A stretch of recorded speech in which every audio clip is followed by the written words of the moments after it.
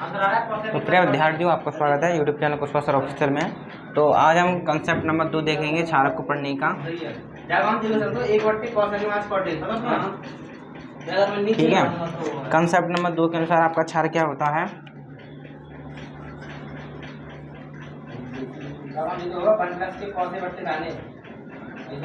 ठीक है,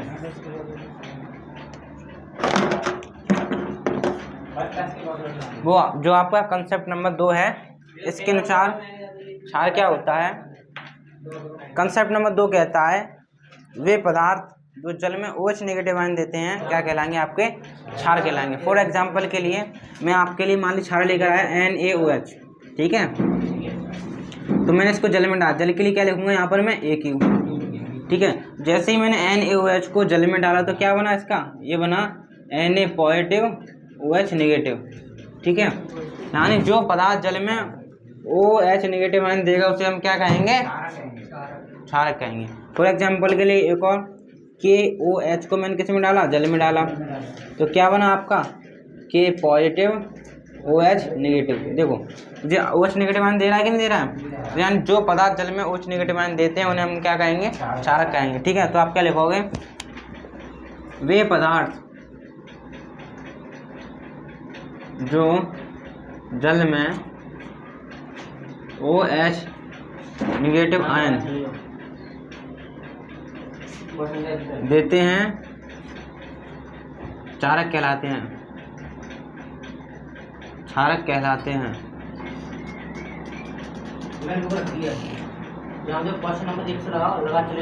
वे पदार्थ जो जल में OH नेगेटिव आयन देते हैं क्षारक कहलाते हैं। ठीक है,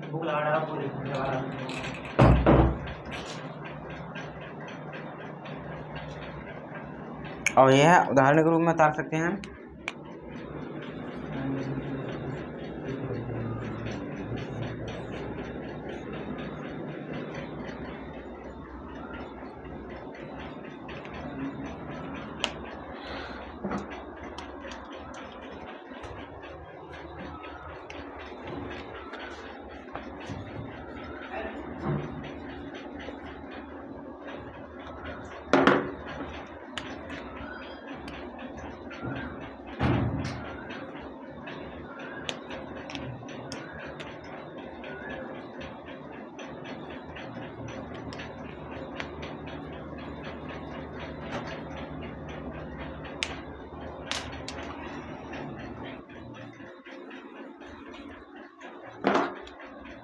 तो समझ में आया, जो पदार्थ जल में OH नेगेटिव आयन देगा वह क्या कहलाएगा, क्षारक कहलाएगा। ठीक है, यह कंसेप्ट नंबर 2 के अनुसार इसकी डेफिनेशन है यह है।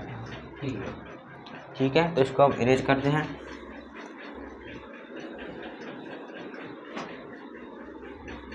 अब आप हेडिंग लगाएं, क्षारक के प्रकार।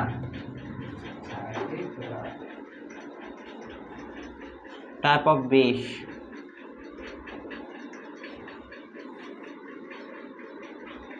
ठीक है, क्षारक के प्रकार।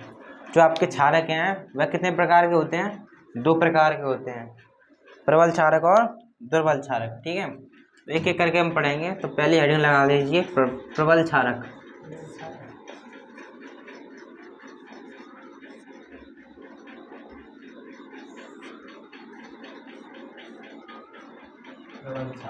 प्रबल क्षारक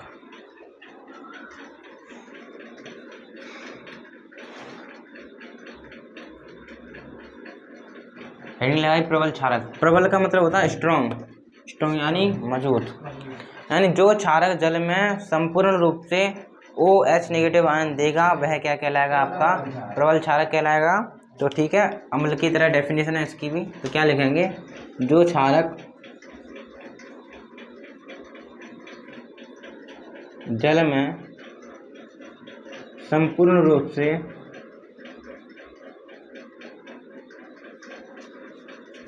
OH नेगेटिव आयन देते हैं प्रबल क्षारक कहलाते हैं।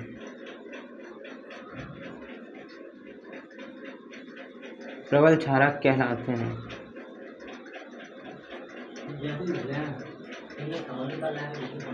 ठीक है, प्रबल क्षारक कहलाते हैं और धारणिक रूप में आप इसको उतार सकते हैं।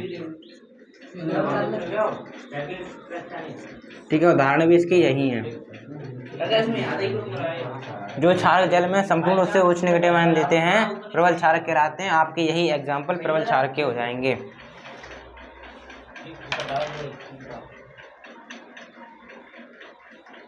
तो अब हमने यहाँ पर देखा आपके दुर्बल क्षारक क्या होते हैं। दुर्बल क्षारक क्या होते हैं? जो क्षारक जल में संपूर्ण रूप से उच्च नेगेटिव आयन नहीं देता है आपका दुर्बल क्षारक कहलाएगा, और उदाहरण रूप में आप इन दोनों को उतार सकते हैं। तो अब आप हेडिंग लगाएंगे क्षारकों के उपयोग।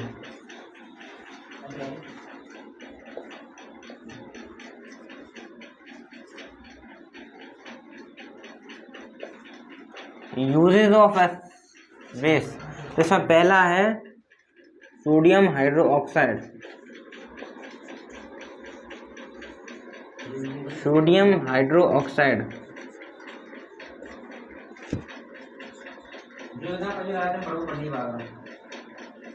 सोडियम हाइड्रोक्साइड यानी NaOH। ठीक है, इसका एक और नाम है कास्टिक सोडा। कास्टिक सोडा, ठीक है। सोडियम हाइड्रोक्साइड इसका प्रयोग किस में करते हैं? जो आपका कास्टिक सोडा है इसका प्रयोग करते हैं किस में? साबुन बनाने में। हाँ, इसका प्रयोग हम करते हैं साबुन बनाने में, और दूसरा किस में? कागज बनाने में। ठीक है, तो इसके दो प्रयोग हो गए। पहला प्रयोग किस में हो गया? इसका प्रयोग साबुन बनाने में किया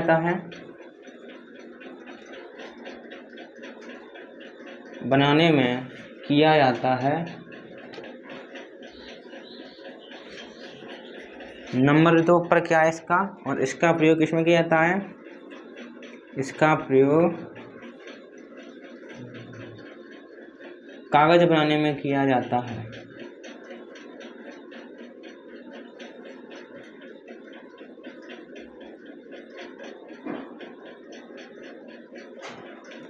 ठीक है, दो प्रयोग लिखें वही बहुत है। ठीक है, यही आपके लिए हानिकारक होंगे, मतलब लाभकारी होंगे।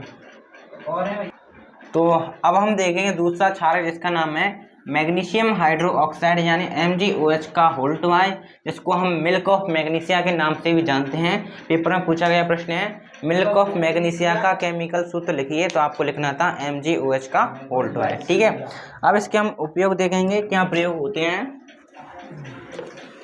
ठीक है, तो जो आपका मिल्क ऑफ मैग्नीशिया है इसका प्रयोग हम करते हैं किसमें?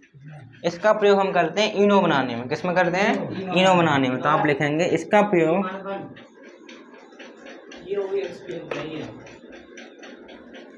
प्रयोग इनो बनाने में किया जाता है।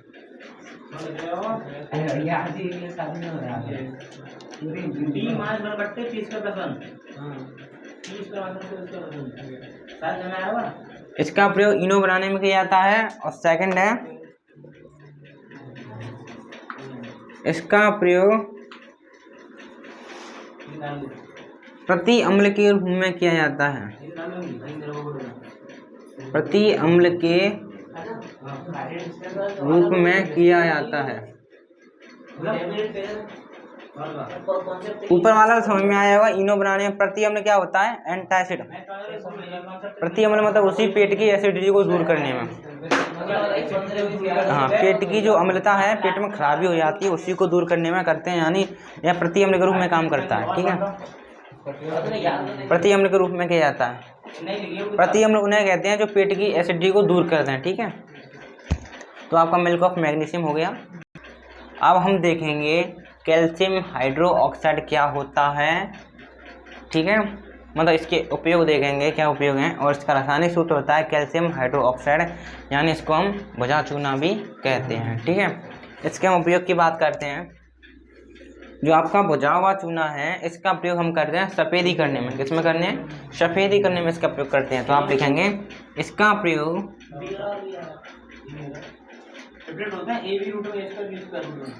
इसका प्रयोग सफेदी करने में किया जाता है। सफेदी करने में किया जाता है। ठीक है, तो पहला पॉइंट हो गया। और जो आपकी सफ़ेदी हो जाती है, आपको पता है सफ़ेदी में कुछ समय बाद शाइनिंग आती है। क्यों आती है, मैं इसका कारण भी बता चुका हूँ, कैल्शियम कार्बोनेट की वजह से। ठीक है, तो आप नीचे वाले पॉइंट में लिख दोगे सफ़ेदी में चमक, सफ़ेदी में चमक नहीं, बस बता रहा हूँ मैं। सफ़ेदी में चमक कुछ समय बाद कैल्शियम कार्बोनेट के बनने के कारण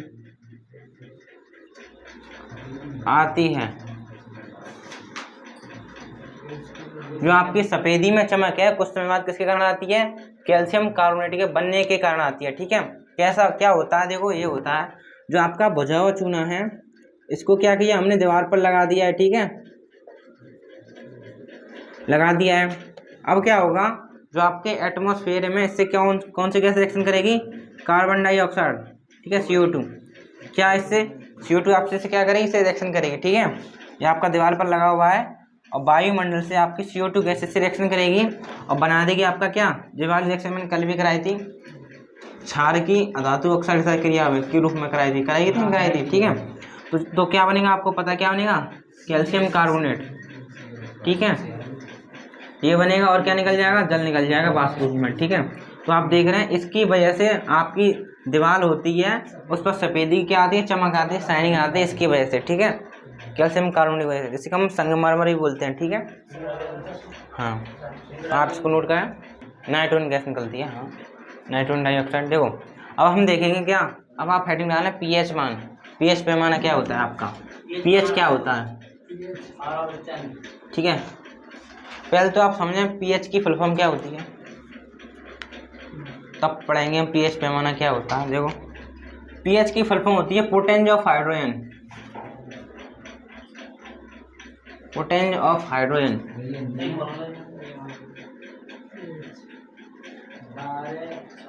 ठीक है, पोटेंज ऑफ हाइड्रोजन, यही बोलेंगे पोटेंज ऑफ हाइड्रोजन। ठीक है, पोटेंज ऑफ हाइड्रोजन। अगर आपसे पूछिए यह किसने बनाया था, पीएच पैमाना किसने बनाया था, तो एक वैज्ञानिक था। हाँ, तो आपसे पूछे कोई पोटेंज जो पीएच पैमाना था किसने बनाया था। पीएच क्या होता है, एक प्रकार का पैमाना होता है। क्या होता है, पैमाना होता है। एक साइंटिस्ट था जिसका नाम था सोरेनसन। क्या था, सोरेनसन। आप लिखोगे इसे सोरेनसन ने बनाया था, इसे सोरेनसन ने बनाया था। ठीक है, तो पीएच पैमाना एक तरह क्या होता है, पैमाना होता है जो क्या करता है, विलयन की प्रकृति को बताता है कि जो आपका विलयन अम्लीय है कि क्षारीय है। ठीक है, एक प्रकार का पैमाना होता है। अभी हम देखेंगे किस प्रकार बताएगा ये।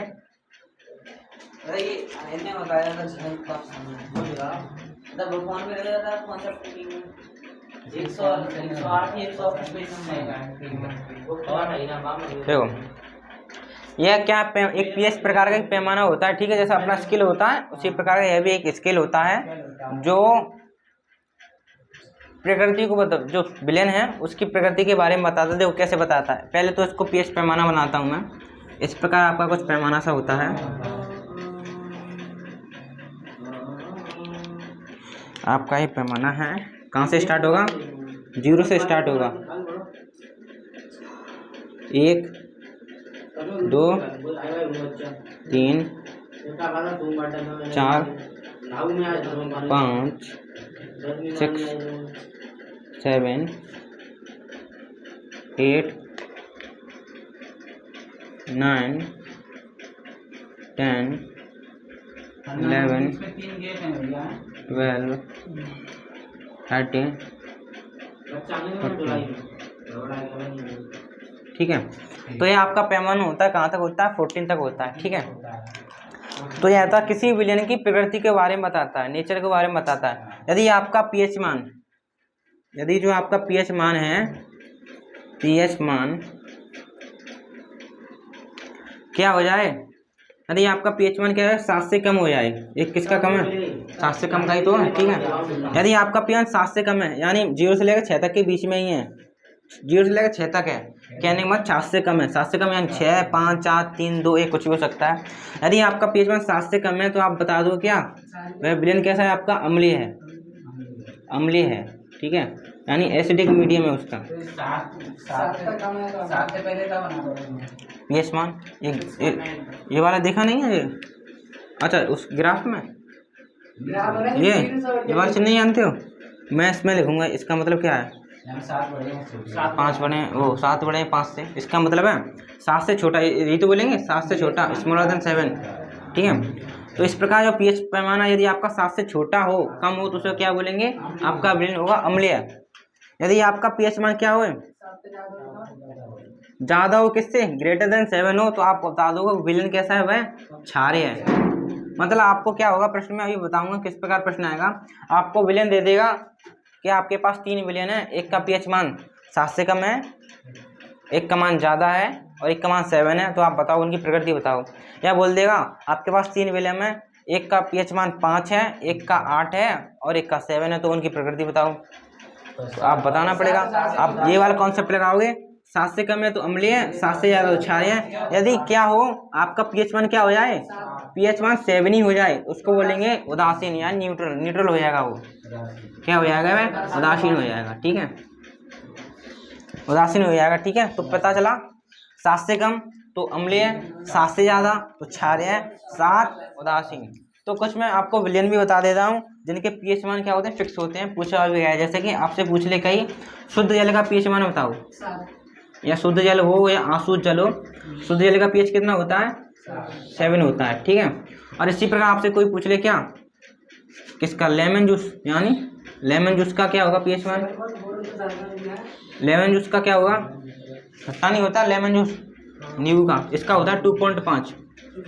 7 से कम है, यानी हम बता दें क्या, 7 से कम है तो एसिडिक है। और आपको वैसे ही बताया लेमन जूस वैसे भी अम्लीय होता है। और आपसे अगर कोई पूछे खून का पीएच मान क्या होगा, खून यानी रक्त, पीएच ऑफ ब्लड, रक्त का पीएच क्या होगा, वो आपका ब्लड है उसका पीएच होता है 7.4, हल्का सा क्षारीय। 7 से थोड़ा ही तो ज़्यादा है, इसे बोलेंगे क्या, लेकिन होगा तो क्या क्षारीय होगा, लेकिन कैसा होगा, हल्का सा, हल्का सा, हल्का क्षारीय, हल्का होगा, 7 से थोड़ा ही ज़्यादा है, इसलिए हल्का सा क्षारीय बोलेंगे। ठीक है। लेमन जूस का हो गया, रक्त का पीएच मान होगा, शुद्ध जल का हो गया। और किसका पूछा जाता है आपसे, एक तो मॉडल नहीं है, इतने याद कर लो। ठीक है, टेबल दी गई है और दांतों का पीएच देखो। अब हम देख रहे हैं पीएच का फुल फॉर्म होता है पोटेंज ऑफ हाइड्रोजन। और अगर आपसे कोई पूछे पीएच की फुल फॉर्म क्या होती है, पोटेंज ऑफ हाइड्रोजन होती है। अगर आपसे कोई पूछे इसकी खोज या बनाया किसने था, तो आप बताएंगे सोरेनसन ने बनाया था। और पीएच क्या होता है, एक पैमाना होता है एक तरह का जो बताता है आपका विलयन कैसा है।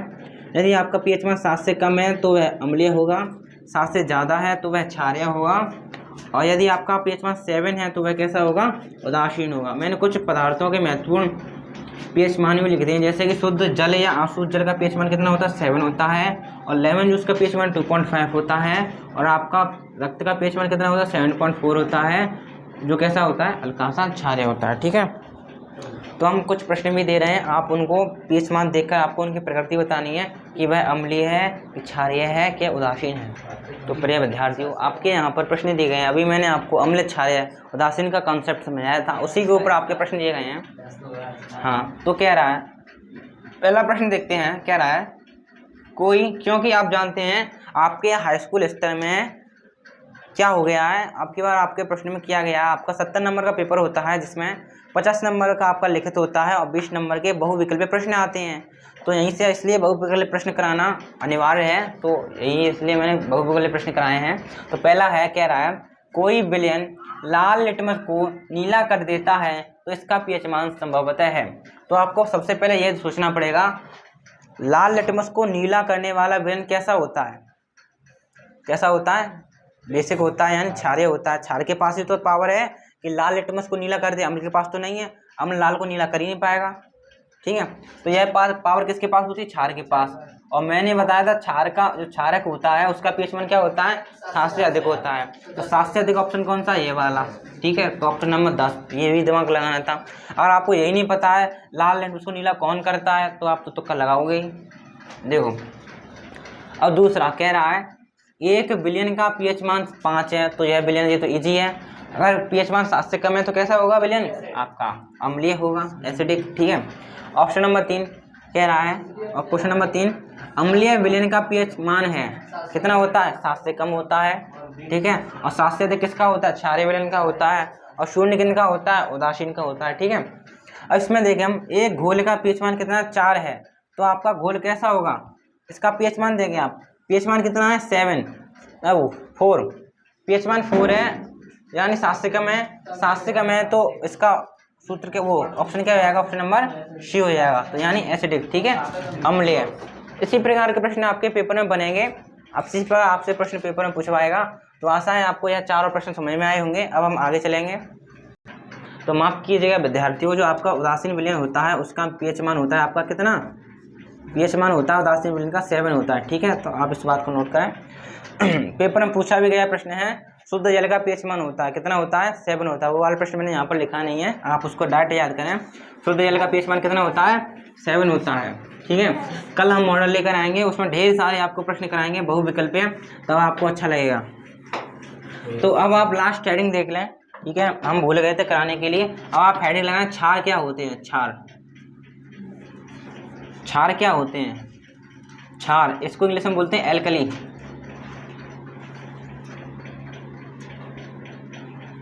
क्षार क्या होते हैं? वो क्षारक थे, ये क्षार हैं। थोड़ा सा डिफरेंस है, कुछ डिफरेंस नहीं है। तो वो क्षार क्या होते हैं? देखो, जो क्षारक आपका, जो क्षारक है, जो क्षारक आपका जल में घुल जाएगा उसे हम कहेंगे क्षार। जो क्षारक जल में घुल जाएगा वह क्या कहलाएगा? आपका क्षार कहलाएगा। जो क्षार जल में नहीं घुलेगा वह आपका क्षार नहीं कहलाएगा। तो आप क्या लिखोगे? जो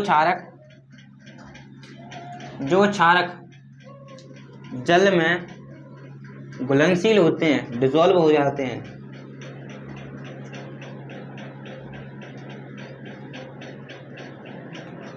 जो क्षारक जल में घुलनशील होते हैं आपके क्या कहलाते हैं? क्षार कहलाते हैं, यानी एल्कली कहलाते हैं, क्षार कहलाते हैं।